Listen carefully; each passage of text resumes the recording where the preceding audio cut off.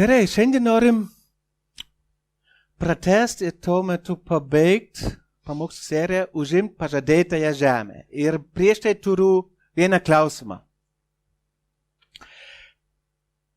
Kas tai yra pažadėtoji žemė? Kas tai yra?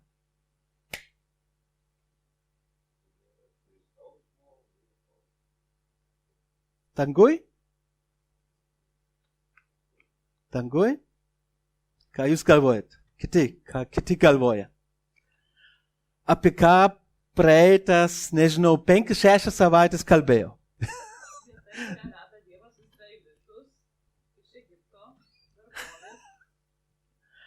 Aha. Taip, kur daug šašlykų yra, daug derliaus yra.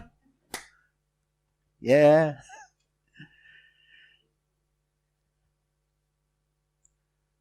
Kas tai yra pažadėtoji žemė?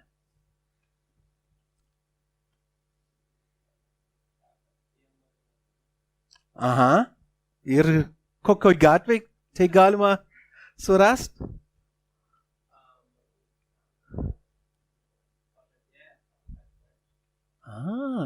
Jau einam link to. Aš manyčiau atsakyti tą klausimą, kas tai yra, priklauso nuo to, ko paklausai. Jeigu tu paklaustum žydo, izraelito, jisai visiškai kitaip atsakytų į tą klausimą, nei mes visi. Jisai sakytų tikriausiai, tai yra, reikia jungt, tai padeda kartais. Tai yra mano pažadėti žemė. Bet įdomu yra, kur dabar Izraelis gyvena. Tik ten. Tik čia. Vietoj, kaip Dievas jiems pažadėjo šitą visą žemę. Jie dar negyvena ten. Vieną dieną gyvens. Jeigu klausimas būtų mums užduotas, ką tai reiškia, tada atsakyčiau labiau kaip šitą grafiką. Ten iliustruota. Kad visas mūsų gyvenimas, kad Dievas valdytų visų sričių gyvenimo sritis. Tai reiškia tikėjimas, tai reiškia ir santykiai, sveikata, resursai, darbas. Kad Dievas veiktų visose to gyvenimo sritise. Ir tada, aišku, mes norim, kad Dievas labiau ir labiau valdytų kiekvieną mūsų gyvenimo sritį. Ir dėl to yra ta serija Užimti pažadėtąją žemę. Kaip užimti? Kaip mes galim užimti pažadėtąją žemę?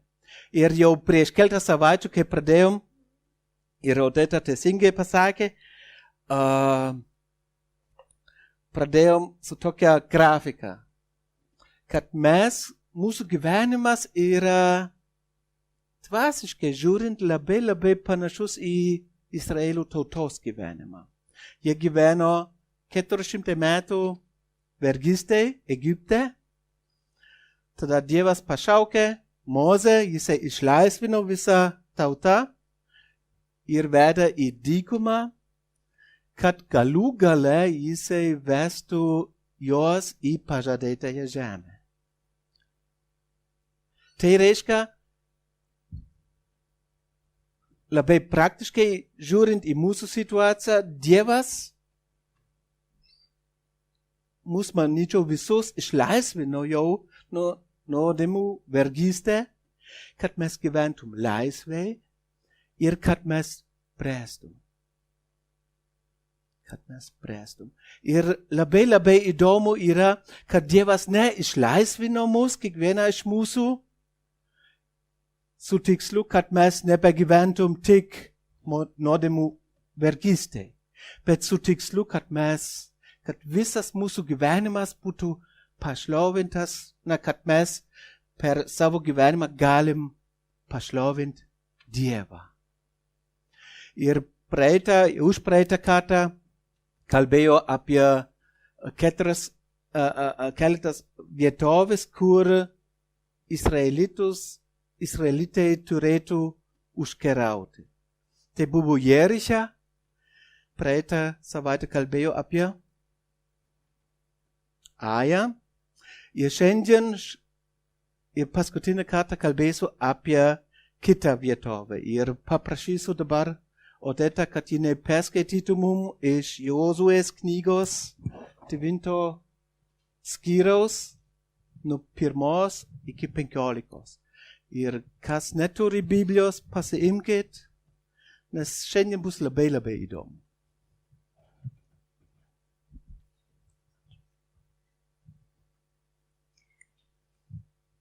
Išgirdę apie tai Hetitų, Amoritų, Kananiečių, Perizų, Hivų ir Jebusiečių karaliai, gyvenantis anapus Jordano kalnuose, žemumoje ir palei Didžiosios jūros pakrantę link Libano, susirinko kartu kovoti prieš Jozuę ir Izraelį.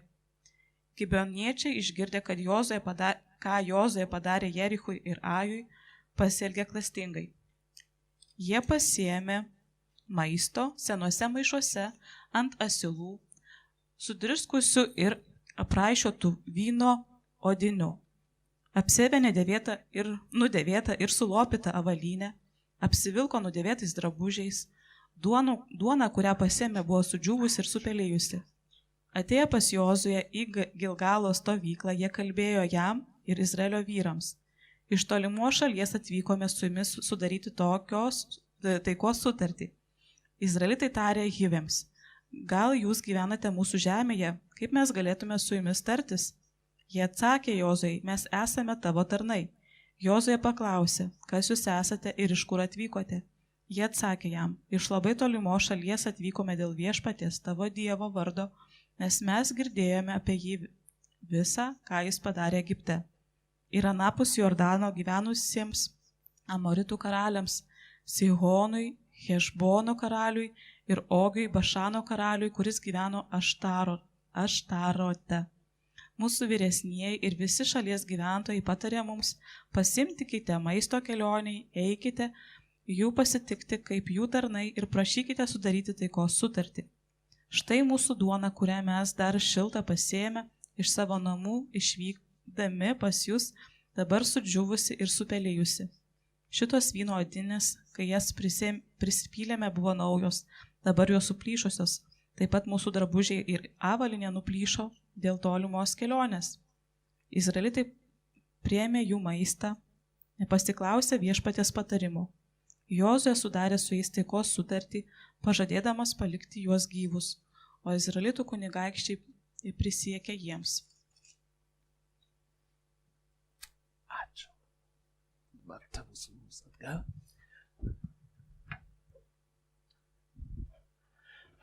Iš tikrųjų labai įdomi istorija, na? Kažkokia intriga jau įvyko, na? Supratom, kas įvyko, ar ne?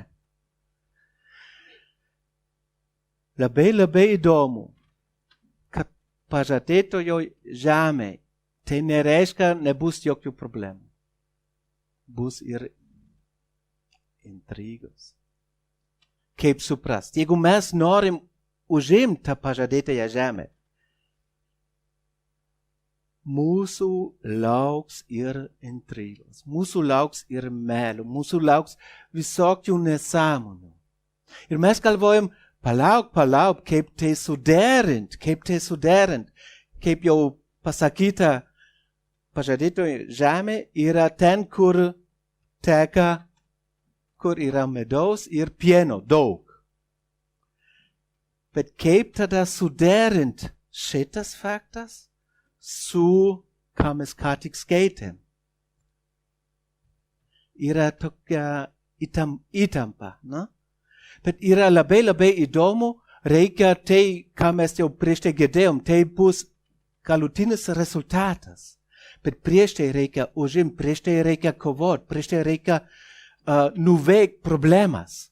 Ir viena problema, ką tik girdėjom, buvo tie gibeoniečiai, kurie galvojo, mes galim tu daryt taikos sutartį su Izraeliu, ir tada viskas bus tvarkoj, tada jie neužpuls mūsų. Ką mes galim iš to išmokti? Ir aš bandžiau tai labai paprastai šiandien pavadint. Priešai kartais atrodo kitaip. Priešai kartais atrodo kitaip. Mes skaitom Jono Evangelijoj apie, kai Jėzus kalbėjo apie šėtoną. Kalbėdamas melą, jis kalba, kas jam sava, nes jis melagis ir melo tėvas.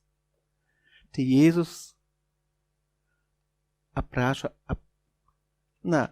apibūdina, kas yra šėtonas. Jisai melagis. Jis melagis. Mes visi taip. Dabar pasiimkim nematomą veidrodėlį ir žiūrim. Žiūrėkim, ką Petras parašė. Būkit blaivus ir budrus, nes jūsų priešas velnas slankioja aplinkui kaip romuojantis liūtas, tykiodamas į kurį nors prarytį. Jisai nori sunaikinti mūsų. Mūsų priešas nori sunaikinti mus. Paulius parašė pirmam laiške Korintiečiams, kad šėtonas yra kaip netgi šviesos angelas. Oho, kaip šviesos angelas. Tai reiškia, sunku atrodo atskirti jo kalbą nuo Dievo kalbos. Jeigu jisai elgiasi kaip šviesos angelas. Ir dėl to yra klausimas, kaip mes galim atskirti. Kaip Izraelitai atskiria arba tuo metu neatskiria Dievo balso nuo priešo balso. Yra labai įdomu, kad parašyta, jie neieškojo Dievo. Jie nemeldėsi Dievą. Jie galvojo, tie vyrai, pradžioj jiems buvo atrodo labai keistai, bet tada jie nekreipėsi į Dievą, į pagalbą, kad Dievas sakytų taip ar ne, ar tai tiesa ar melas. Bet jie pagal savo nuožiūrą nusprendė. Tikriausiai, žiūrėkim į donytę, žiūrėkim į sandal, į batus, žiūrėkim į rūbus. Atrodo, kad jie teisingai pasakė. Tiesa pasakė. Ir tas pats tai ir galioja mums. Jeigu mes klausom Dievo, ar tai tiesa ar melas, mes visada esam pavojui.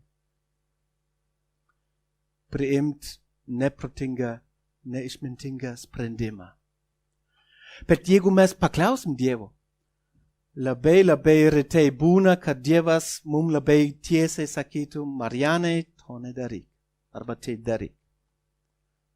Aš nežinau kaip jums, bet man tiesiai labai retai kalba. Bet jisai paliko mums vieną dalyką, vieną priemonę, pagal ką mes galim atskirti tiesos nuo melo. Tai jo raštas, jo laiškas, Biblija, jo žodis.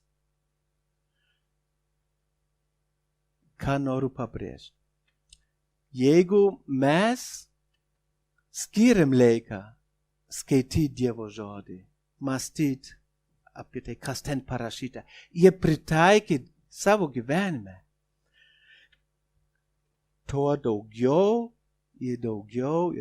suprasim Dievo balsą, kas yra tiesa, ką jis nori pasakyti.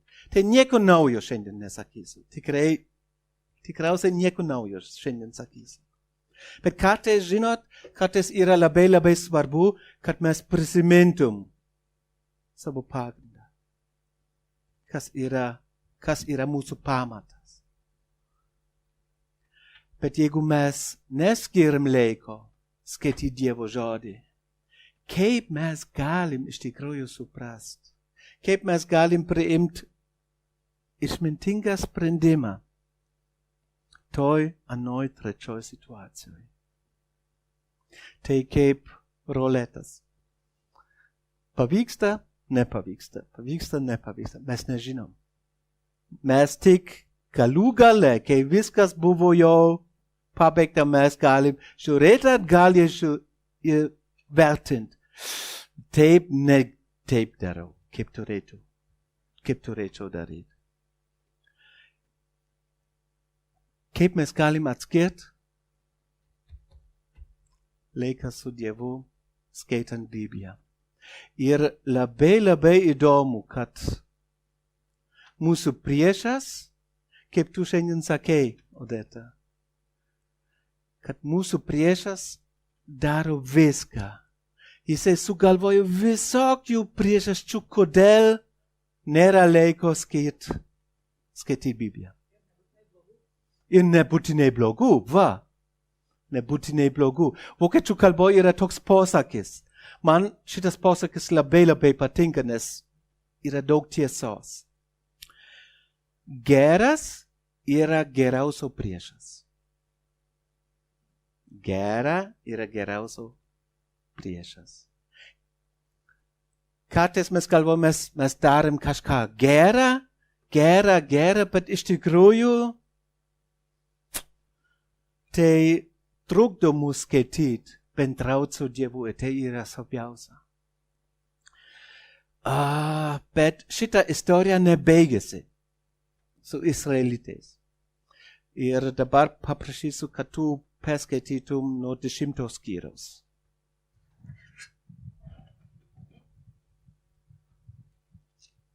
Nuo 1 iki 21 eilutės.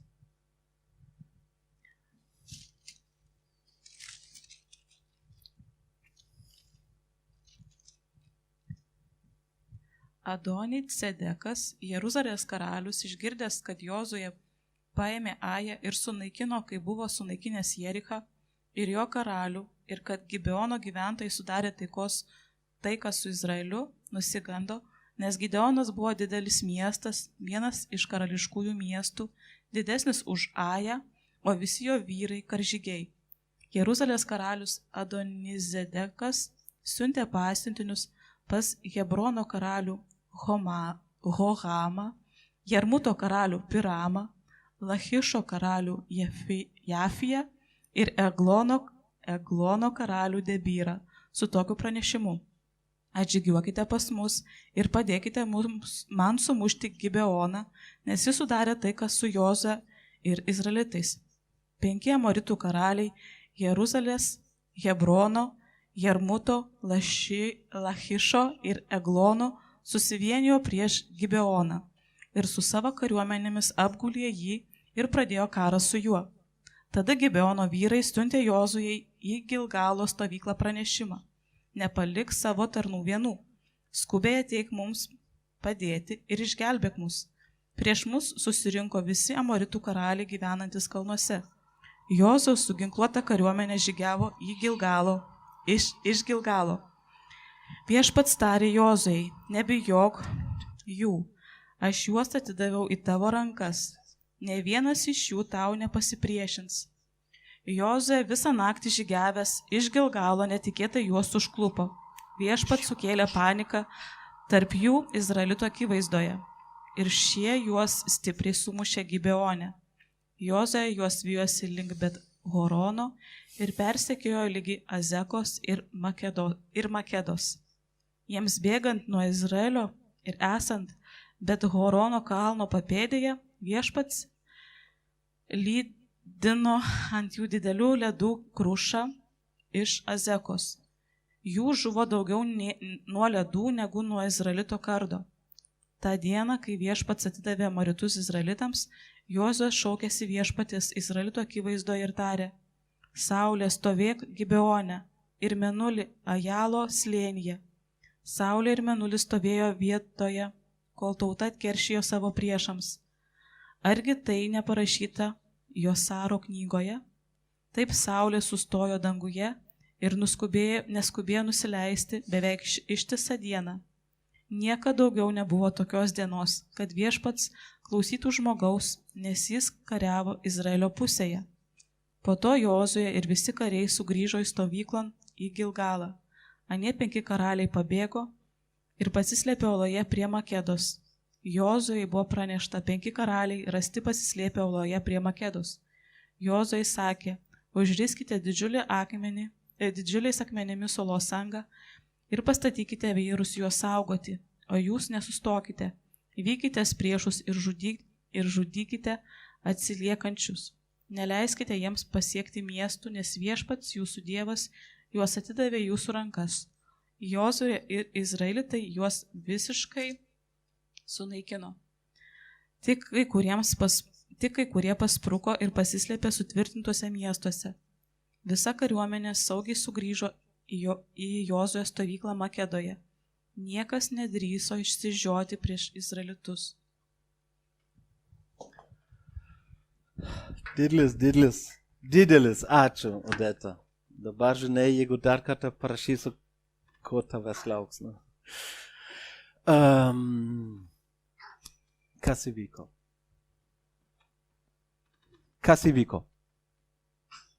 Kas saubiškai? Ką mes ką tik girdėjom? Izraelitai iškovojo pergalę taip, kad daugiau niekas nedrįso prieš juos net išsižioti. Tai galutinis rezultatas. Taip. Ir iš tikrųjų, prieš tai buvo vienas pažadas.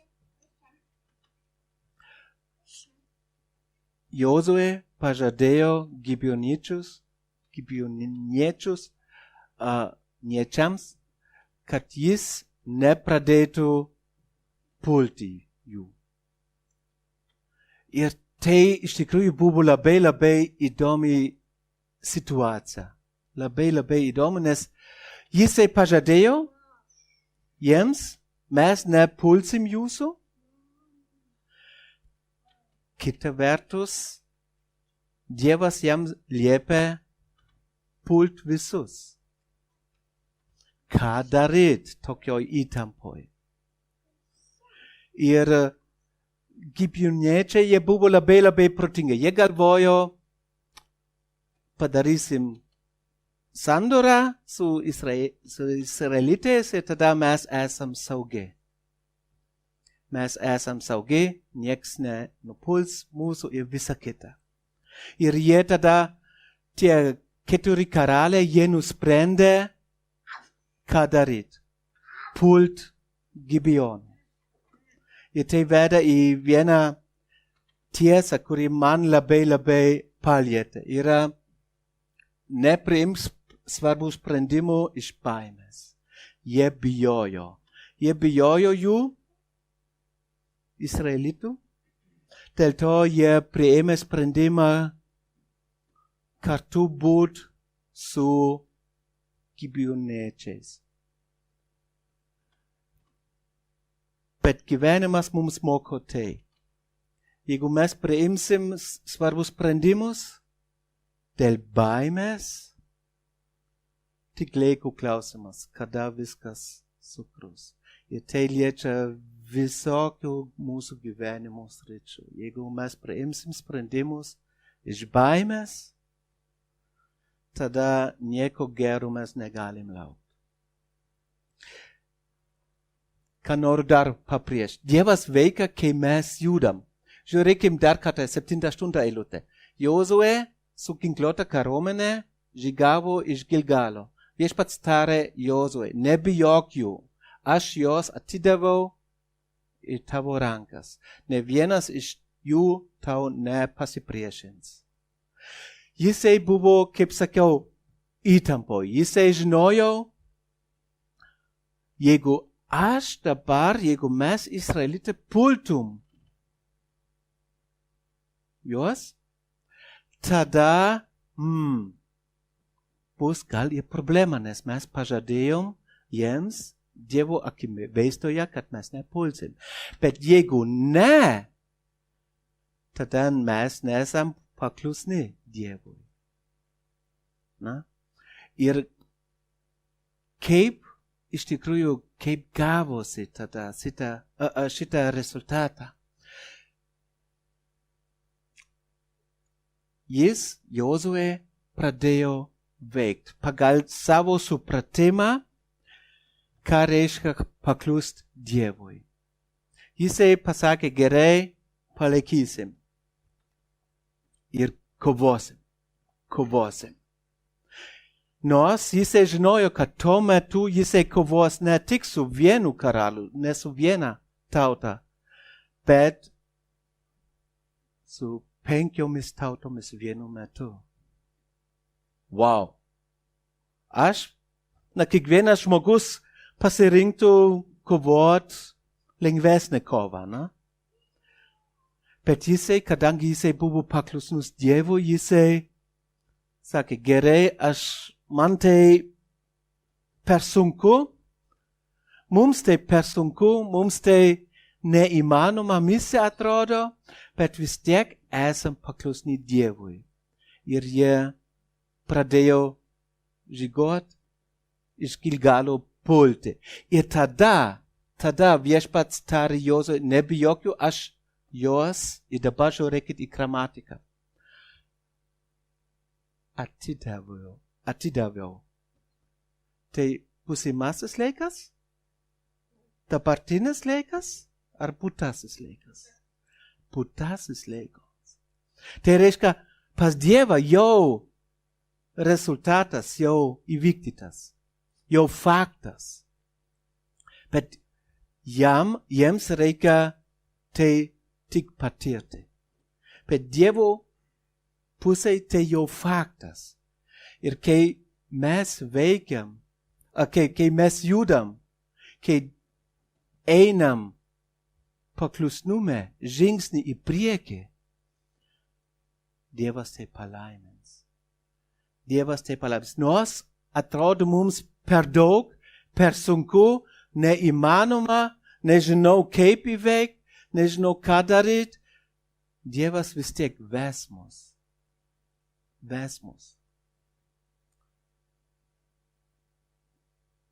Kas man visada lieka, yra viena iliustracija. Viena iliustracija, kuri man padeda iš tikrųjų pasitikėti Dievu ne tik čia ir čia, bet ir su visu savo gyvenimu. Ir ta iliustracija, tas pavyzdys yra vienas klausimas. Ar įmanoma, arba, gal ne taip saka, ar įmanoma, bet yra daug sunkiau judėti vairą, jeigu mašina stovi vietoje. Ar ne? Daug sunkiau. Bet kai mašina važiuoja, tada daug lengviau. Galim vairuoti. Į dešinę, į kairę pusę, kur mes norim. Ką noriu sakyti? Jeigu mes tik stovėsim vietoj, mes žinom, ką Dievas mums liepia daryti, bet mes to nedarom ir laukiam, kad Dievas veiktų mumise. Iš savo patirties, iš kitų žmonių patirties, iš Dievo žodžio, mes galim suprast, kad nieko gero nebus, nes mes stovim vietoj. Ir tada skaitom apie atgamtišką stebuklą.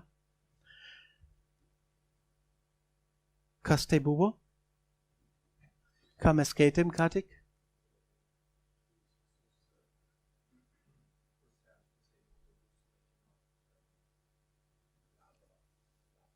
Taip, kruša?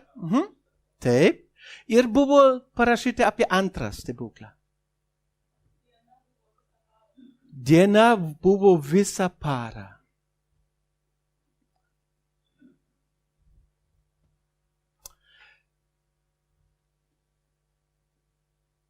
Dievas veikia, kai mes jam paklūstam.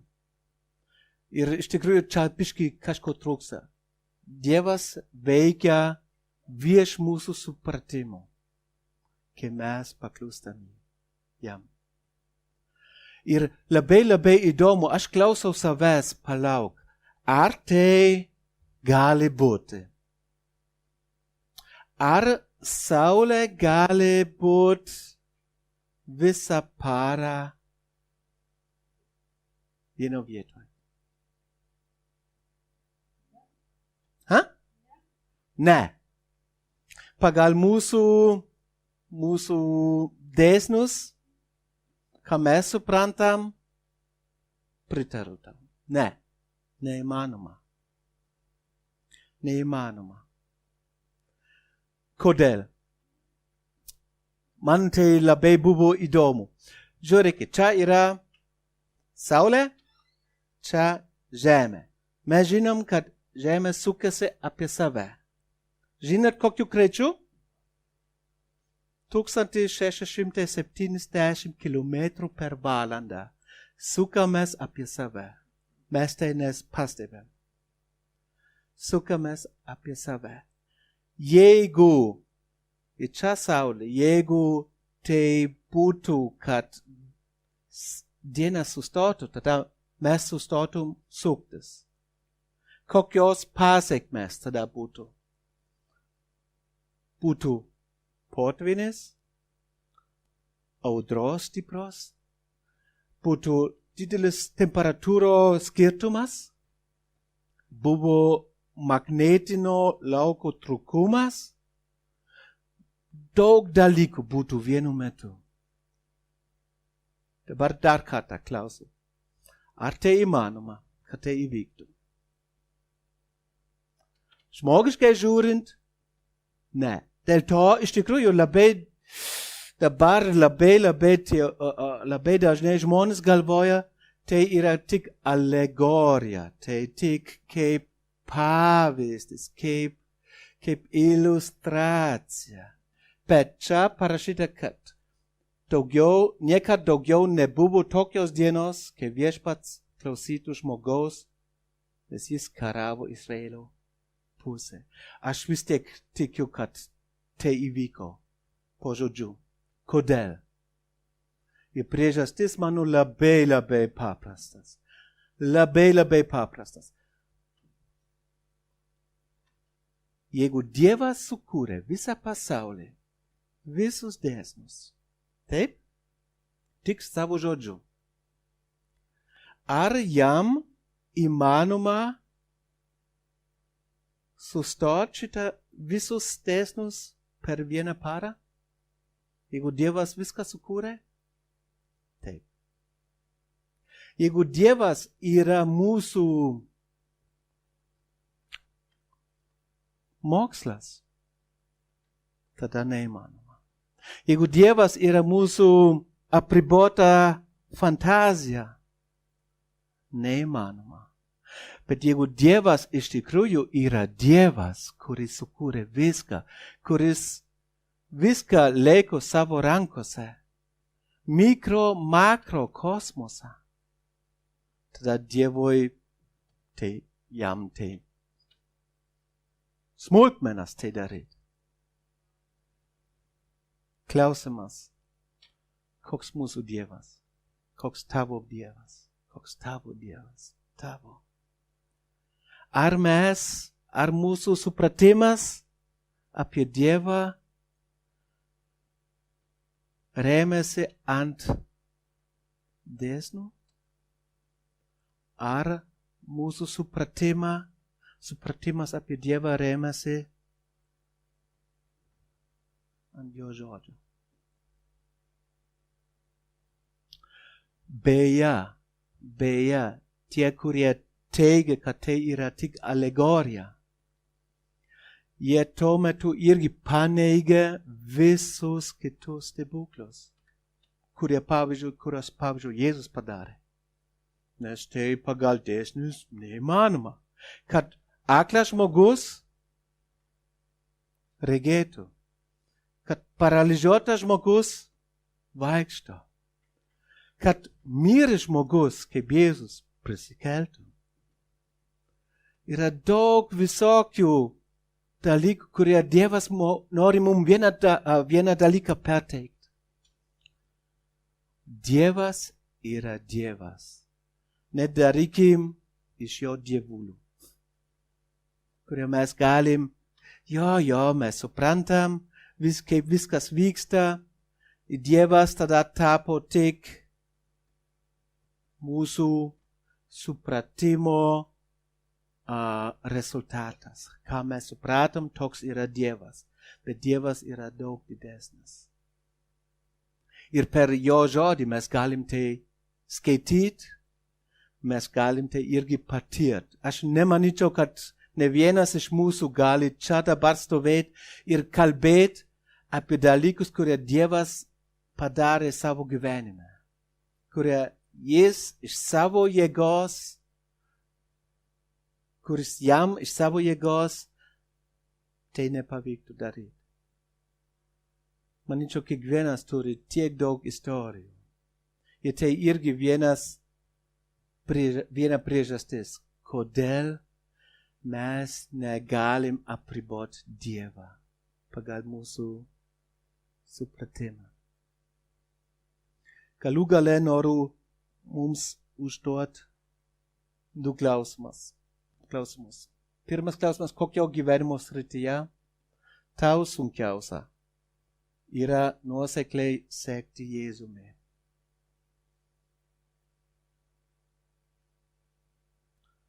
Ar tai liečia santykiai, ar tai liečia pinigai, ar tai liečia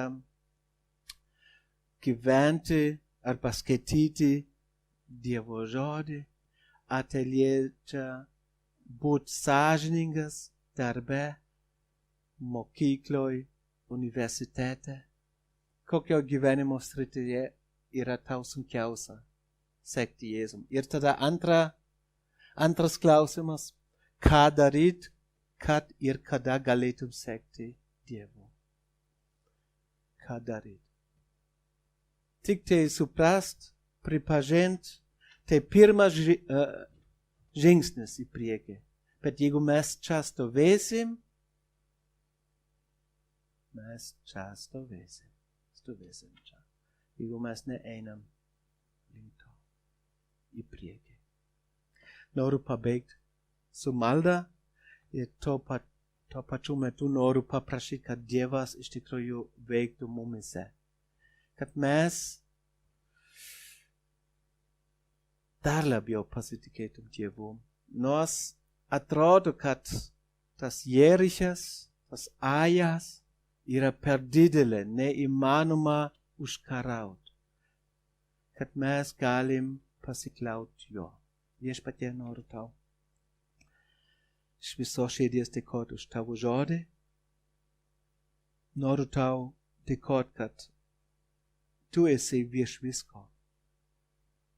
Kad mes galim pasikliauti tavim, kai mes paklūstam tau. Ir viešpatie, kartais mes bijom paklūst tau dėl žmonių, dėl reakcijų, dėl pasekmių. Prašau, padidink mūsų tikėjimą tavimi. Padėk mums iš tikrųjų pasikliauti tavim ir tose srityse, kur mums sunku. Kur mes jau seniai pradėjom įveikti, bet vis dar nepavyksta. Prašau, tu veik mumise, Jėzau. Amen.